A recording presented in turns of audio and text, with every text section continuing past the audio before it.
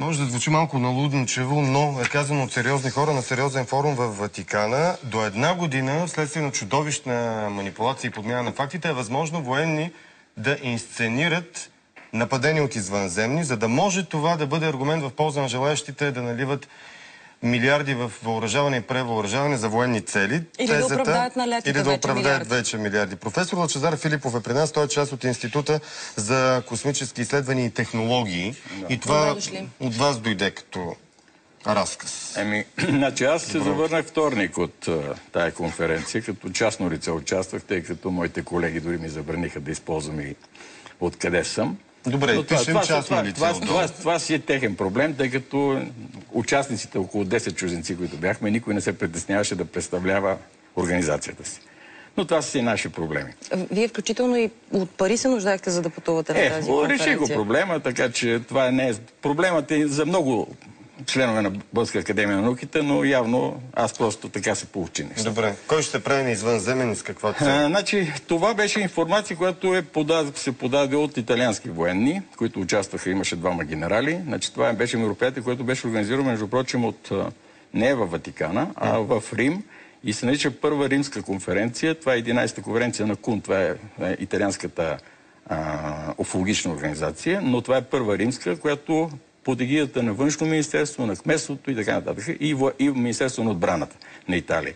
Значи участваха военни, участвахме ние няколко чужденци, значи беха 2 французи от Европейската космическа агенция, президента на Френската аерокосмическа асоциация, директора на Ватиканската обсерватория, директора на Дъблинската, около 10 човека бяхме.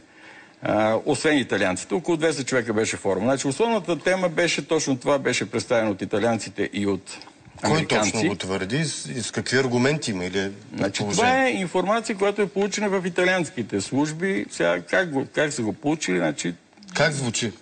Значи беше представено така, че до 1 година, ако не в района на 1 година, може и повече, ще се организира така наречената манипулация или нещо типа на 11 септември, което ще демонстрира агресивността на извънземни към земните жители. Тоест какво ще се имитира идване на извънземни, ама не истински, което как ще изглежда? Звучи апокалиптично, вижте, аз не мога да кажа. Значи горе-долу вие виждате, че в медиите се просмукват вече такива филми за агресия на извънземни и така нататък. В медиите се просмукат информации за края на света. Не, махнете го. Това никой, между прочим, 4 години аз ходя по такива мероприятия, никой в чужбина не се говори за 12. А кой го казва това? Че нещо подобно на 11 септември? Не на 12. Значи, подобно на това, което се случи тогава с войната срещу тероризма, както сега знаете, имаше манипулации свързани с няколко арабски страни, за да се предизвикат военни действия там. С мащабите на тези събития. Ето такова нещо, което за да направи отново едно превъоръжаване вече на нивото на междузвездни войни.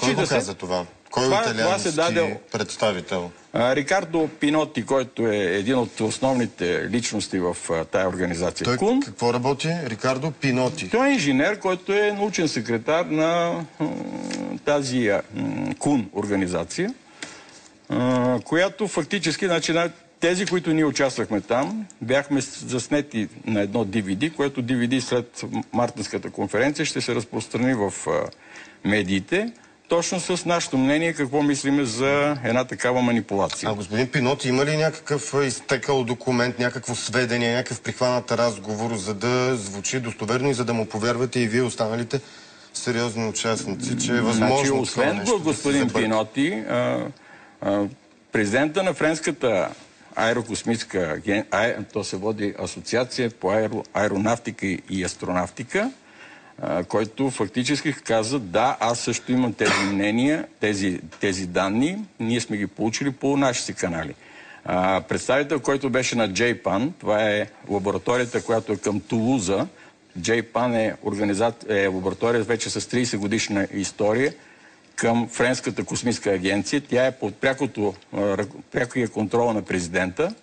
Те също имат информация за подготвянето на една такава евентуална провокация.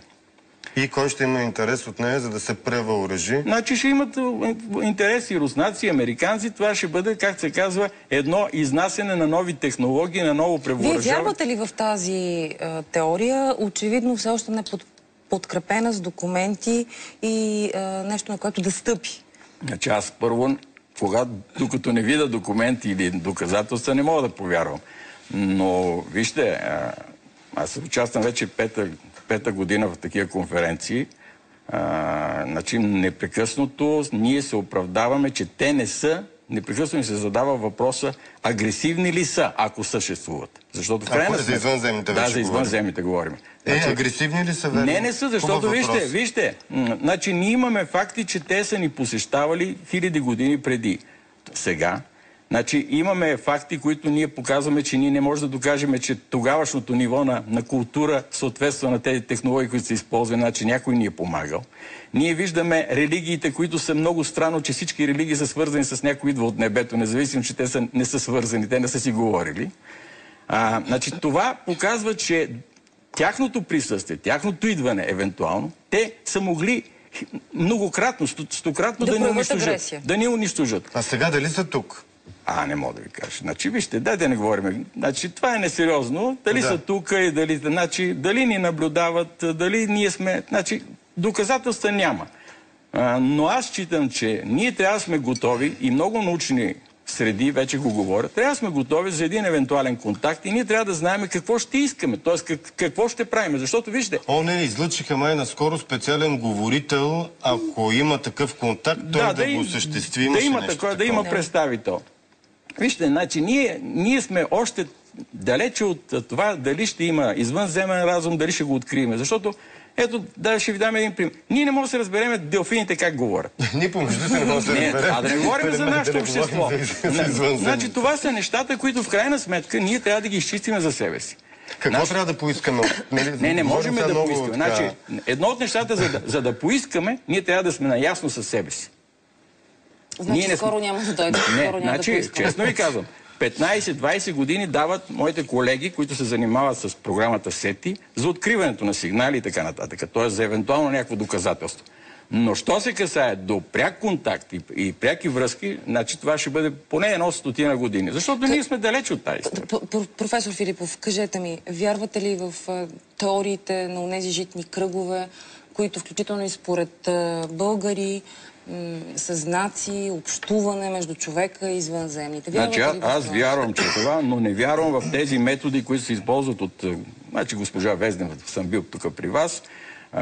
Значи до момента те не са разчетени еднозначно. Кръговете. Може ли военни да ги чертаят, за да оправдават наливане на пари в наука за изучаване на житни кръгове? Значи ако военните могат да ги чертаят, толкова по-зле за нас, защото технологията на изгаряне на кръгове е много странна. Значи, ако това попадне върху човек, той може да бъде унищожен, изгорен, без да разбере. Значи, те се изгарят на много бързо ниво, на нанониво. Тоест, това, ако е технология земна, считайте, че е оръжие. Изследвано и доказано на място. Да. Тоест, не е нещо, което може да бъде направено... Значи, тая година се появиха изключително много. И един от кръговете, които се появи в Англия, се повтори едно писмо, което беше 2002 година, в което е написано, значи колегите от англичаните са го разчели с така наречен компютърен език ASCII, който са разчели повторението на думичката мир в това писмо. Значи ако дойдат, идват в мирна. Значи явно някой иска, но това е написано. И тая година и никой... На какъв принцип е разчетена? Колкото и да е сложно да ни го обясни. Значи картината представлява нещо като CD.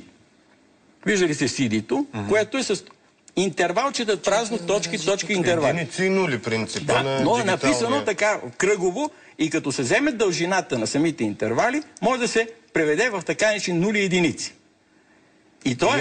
И това нещо е повторено също, което се получи 2002 година до една радиоастрономическа обсерватория в Англия. Аз се чудя от тези две теми, които смесихме. Хора се правят извънземни, за да получават пари за военно-промишлен комплекс и другото среща с извънземни, готови ли сме, то кое е по-вероятното? Аз мисля, че някой се опитва с нас да се свърже. А другото, което ще стане, просто ние трябва да изпреварим, хората трябва да не се поддадат на една такава провокация. Затова ние се събираме на 23 и 24, там ще участват американски космонавти, са поканени, ще участват от Азия, ще участват хора от Южна Африка, ще участват от Чили, от Перу. Кога това?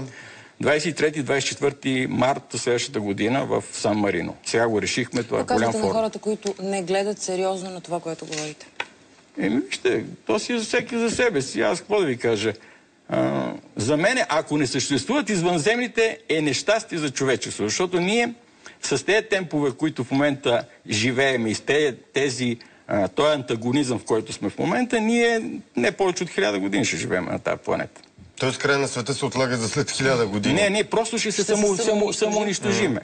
Разбирате, ние няма да имаме ресурси, ние няма да имаме хранителни продукти, ние ще започнем изкуствено да намаляваме числеността на населението, не дай си Господи да минеме на варианта на хитлеристите за избиване. Между другото, Китай искат да върнат позволиха разрешението за наличие в градовете на второ дете. Някой каза, това ще е вече края на света. Ако не, вижте. Значи варианта с ограничението на числеността на човечеството не е нормално. Ние трябва да измислиме други методи за хранене, други енергетики. Ние в момента се храниме с мъртва енергия. Значи ние гориме нефт, гориме газ, гориме дърва. Значи това ще свърши един ден. Ние си ядеме клона, върху който стоиме. Но ако ние минеме към така нещите чисти енергии, усвоиме термоядрената реакция, за да можем от вода да получаваме енергия. Тоест, ние тогава ще решиме проблема. Това не... Другото, което... Това ли голямото предизвикателство за науката е енергия от вода? Не само от това. Значи ние сега открихме с екс-бозона, откриваме вакуум, физически вакуум. Тесла преди 100 години е казал, че може да се тегли енергия от вакуума, който фактически съществува навсякъде. Вселената е пълна с вакуум. Благодаря ви много. Отплеснахме, но много теми беше ни интересно. Благодаря ви за това, че бяхте тук. Новините, Ивайло Василев.